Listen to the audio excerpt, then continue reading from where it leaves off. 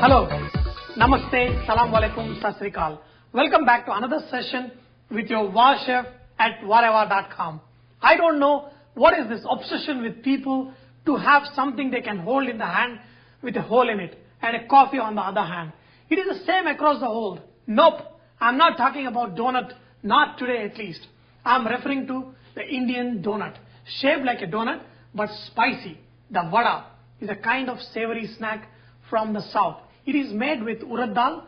This light and fluffy deep fried snack is so easy to make and taste absolutely delicious if made right. So today we are going to learn how to make this vada. To prepare this vada, we need urad dal. Urad dal that is soaked for at least 6 hours. Finely chopped onion. Sometimes some people don't use onion, but I love onion in my vada. Cumin seeds, crushed pepper. I finely chopped some curry leaves, some hing powder and salt. And then you need oil to fry. The first step in making vada is its grinding to a coarse paste. So we are going to learn what are the problems that causes the vada to be hard or soft, or sometimes oily, or sometimes really nice and good. Today we are going to discuss all those issues today. If you have a regular grinder and a food blender like this, it is better to use in a blender. Why? We will discuss during we do it. Drain out the water and add just urad dal. If small amount of water is there, it's okay. Since it soaked for a few hours all night, there is good amount of water in the lentil itself. While you are blending it, you may have to mix it a little bit. Okay. If you want to add a little more water, but do not add too much water because this is totally going to ruin your dough. It is better to make a little bit dry and then add water in case if you need later. After you blend your vada mixture, put it in a container. We're going to add a little bit of hing powder, okay, a little bit of crushed pepper, chopped curry leaves, a little bit of cumin seeds and salt. Now we're going to mix this mixture. See, if I make vada with this, the vada will come perfectly. Lot of people at home, they do just like this. But what is the point coming and learning something from VahChef if you haven't learned something new? So we're going to see why some vadas are really perfect, nice, soft, fluffy and light. So we're going to learn that trick from VahChef today. See, how to know whether this dough is perfect or not. So what we'll do, we'll take some of this dough and some water. Okay, and then we'll drop it in. Okay. Now if you can see this is pretty much immersed in the water. When you make this dough perfectly, it will float on the top. That's when you know your dough is perfect. So what is the difference between a vada that is nice, fluffy and soft and beautiful, and sometimes we get vadas that are hard? Very simple, aeration. If you remember, in the old days, they used to have a stone grinder in which they make the vada mixture, and constantly they remove from the sides, put it inside and grind. And even if you see, in the wet grinders, there is a wooden block in which they grind this vada mixture. What happens? This dough falls on top of one another constantly. That gives aeration. That is why a lot of people in India, they take this soaked vada mixture and get it grinded at the wet grinder place, and they do not use their mixie to grind it because that aeration they cannot get it.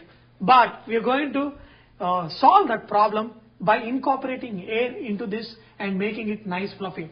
So what we are going to do is, right now this is looking pale yellow because it doesn't have a full aeration. What I'm going to do, I'm going to beat it with my hands like this, and this will cause good amount of air to be incorporated, and the dough also will become slightly whiter than what it is.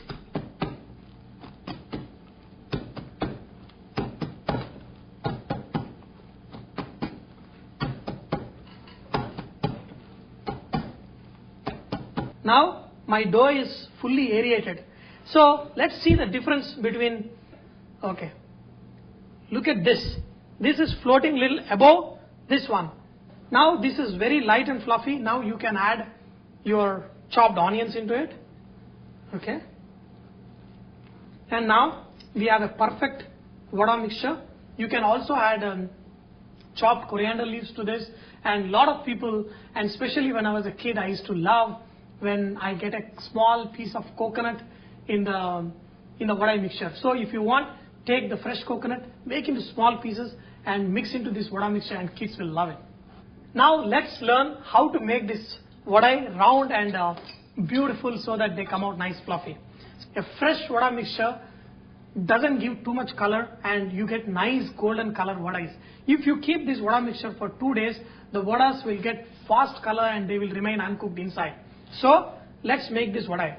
All you do is dip your hands in water, take a little bit of this mixture, just make into a ball. Do not press them too much, just make a hole.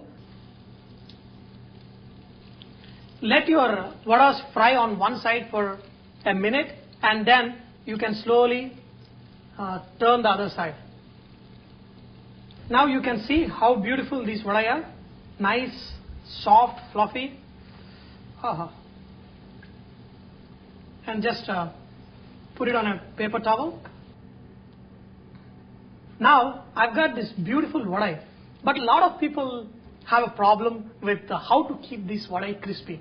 See, if you are making a lot of vada for your friends and you want to make it like an hour in advance and you want the vada to be crispy, all you do is take a big tray, put all this vada, preheat the oven to the minimal possible temperature, switch it off, and then put this tray in there, and your vadas will remain crispy for the next 2-3 hours, and you serve them, when your guest comes, and they will be surprised how you served really, really hot vada to them. They're so crispy and nice. Inside, they are light and fluffy.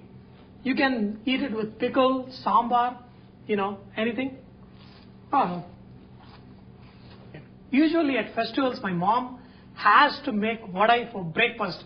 And I look forward for that breakfast because it's a great combination. My mom makes vada with nice chicken curry for the festivals only. Rest of the times, we eat it with sambar and the coconut chutney. I got a lot of emails regarding how successful many of the viewers are in making rasmalai, and especially Sujata Kalepu. She sent me an email. She even forwarded some pictures she took of this rasmalai, which I'm going to show you. And look at this beautiful rasmalai she made. She told me that she made rasmalai many times before, but she could never get really good, nice, soft rasmalai. And in fact, she made last Wednesday, she tried to make rasmalai and they weren't that good. She said, Sanjay, this is amazing. My husbands love this, and I thank you very much for showing us how to make this rasmalai nice and fluffy. At the same time, I got an email from another young lady. She said her rasmalais didn't turn out that good.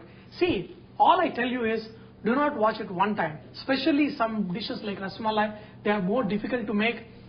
Watch it 2-3 times. Write down on a piece of paper the points, what I specifically tell you. Read it a couple of times and keep it in your mind when you're making it, and you will get these rasmalais very easily. And also I've got this email from Swapna. She wrote to me saying that, Sanjay, I made masala dosa watching your video, and my fiance said that I will marry you just because I can eat this wonderful dosa for rest of my life. Swapna, congratulations on your engagement, and let me know when you are getting married, and definitely you will get something from VahRehVah. Remember that VahRehVah is about inspiring others to cook. So please post your recipes and cooking tips, and also your stories and experiences of cooking with VahRehVah recipes, so others may benefit from your great cooking. Thank you.